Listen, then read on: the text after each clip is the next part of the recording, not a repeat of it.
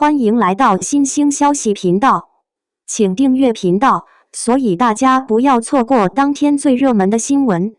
我们今天的时事通讯包括以下内容：在少女感焦虑几乎成为行业默认规则的当下，赵丽颖的存在反而像一条不合时宜却格外清醒的分岔路。她没有拼命对抗时间，也没有用力营造永远年轻的幻觉，而是在岁月推进中，逐渐完成了一种更难的转型，从被观看的美，走向被理解的人。这种变化并非一蹴而就，而是多重因素长期叠加的结果。在娱乐工业高度精修的审美体系中，真实反而成了一种稀缺资源。赵丽颖最突出的变化，并不是外貌本身，而是她对变化的态度。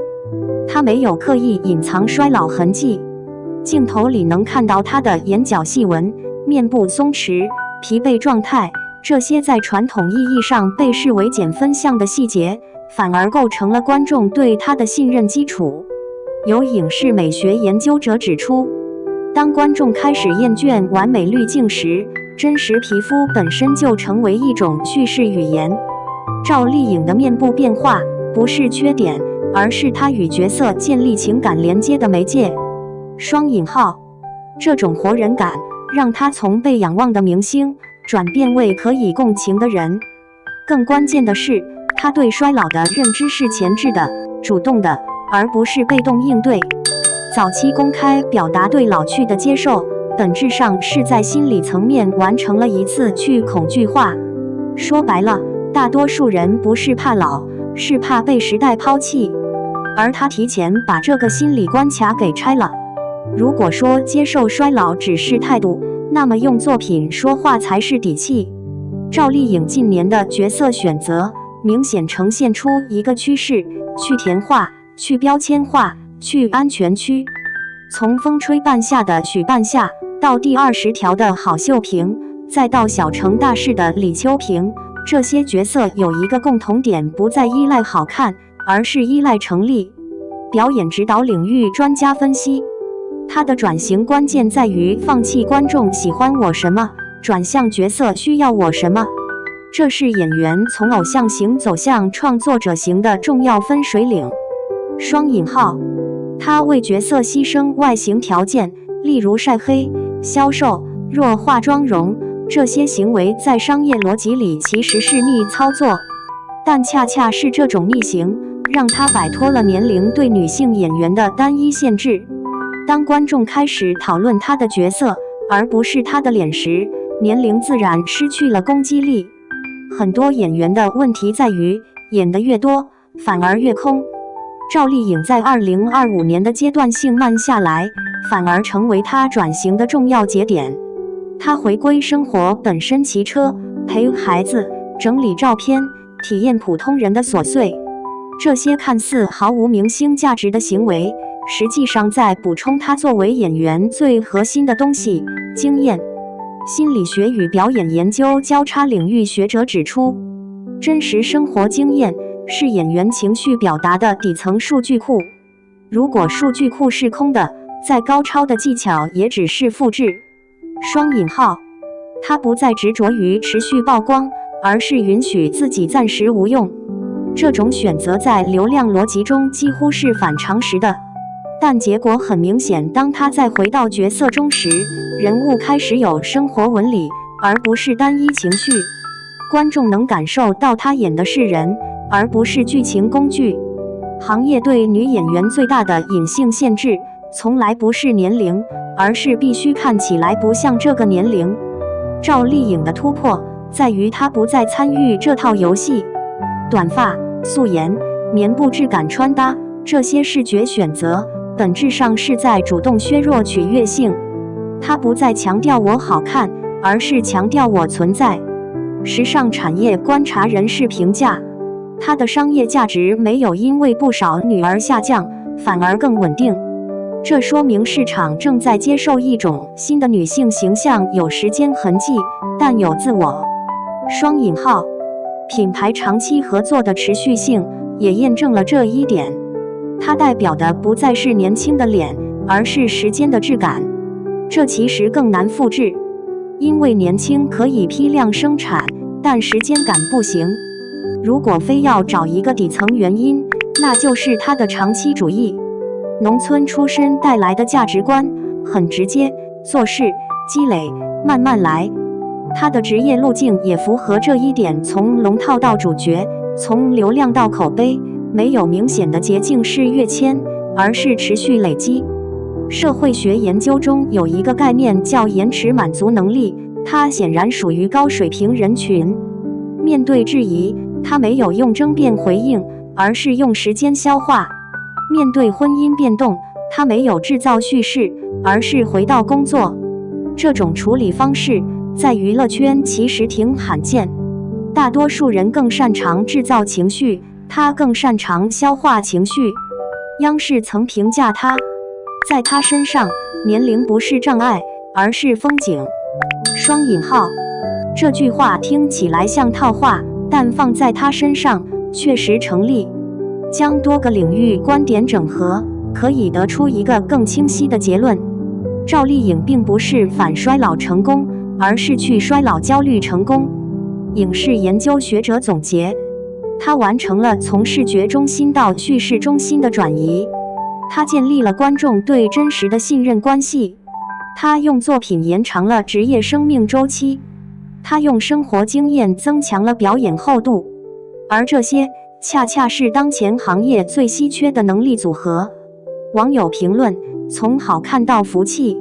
比起专业分析，普通观众的反馈更直接，也更真实。一些高频评价如下：他不是没老，是老得很舒服。以前觉得他可爱，现在觉得他有重量。看他演戏会忘记他是谁，他的脸开始有故事了，不装年轻反而更高级。也有不少网友表达祝福，希望他一直这样拍自己想拍的戏，别被市场拉回去演偶像剧了，求求了。这种演员才值得慢慢看一辈子。这些评论背后其实是观众审美的一种转变，从消费外貌转向认可人格。很多人说赵丽颖特殊，但问题是她到底特殊在哪？把她放进同龄女演员的坐标系里看，会更清楚。同一代女演员大致分3条路径：死守少女感的路线，不断通过滤镜、造型、角色类型维持年轻幻觉，一旦状态波动就会被放大批评；强行成熟转型的路线，突然切换到大女主、精英女性，但内核没有跟上，容易显得用力过猛；逐步过渡的自然转型路线，也就是赵丽颖所在的路径，从角色和生活同步推进。行业评论人曾总结一句狠狠的话：很多人是在演成熟，他是在变成熟。双引号，区别听着不大，实际差得离谱。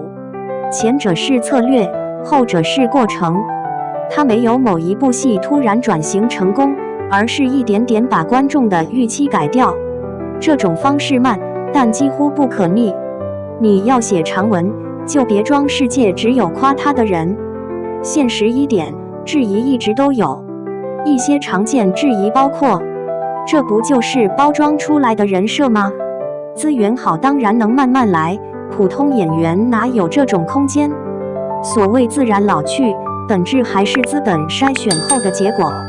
这些话虽然听着酸，但不是完全没道理。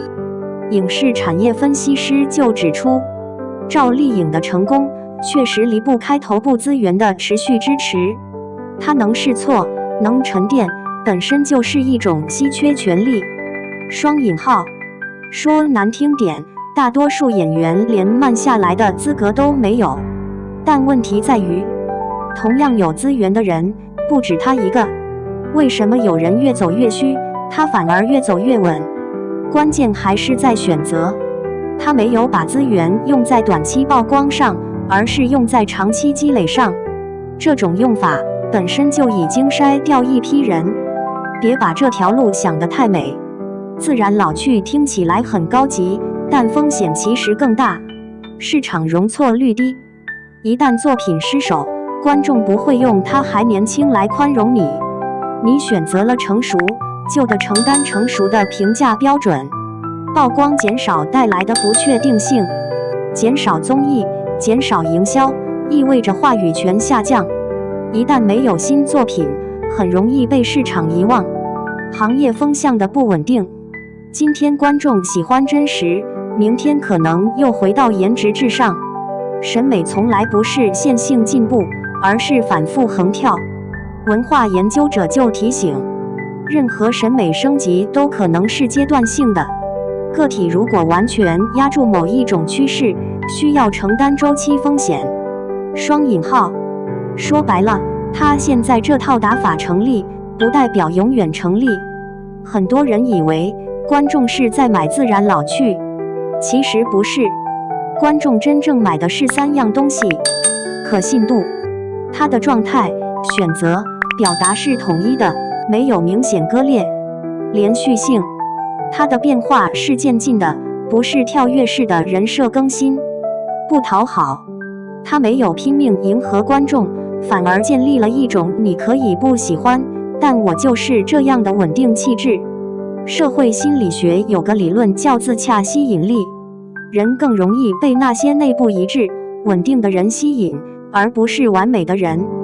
他正好踩在这个点上。问题来了，他只是个例，还是某种趋势的开始？目前来看，更接近早期样本。原因很简单，这条路径要求太高了。你的有足够的作品积累，足够的心理稳定性，足够的行业位置，以及一点点运气，缺一个都走不稳。但它的存在至少证明了一件事：女演员的生命周期并不一定只能靠年轻来维持。这件事本身就已经在改变行业预期。很多文章喜欢把它总结成优雅老去，听着挺高级，其实有点虚。更准确一点说，它卖的是一种东西，对自己人生的掌控感。他什么时候工作，接什么戏，用什么状态出现，这些选择是主动的，而不是被推着走。观众感知到的不只是他变了，而是他在决定自己怎么变。这种感觉在一个充满被动选择的行业里很稀有。结语：优雅从来不是对抗时间，而是利用时间。赵丽颖的自然老去本质上不是外貌状态，而是一种生存策略。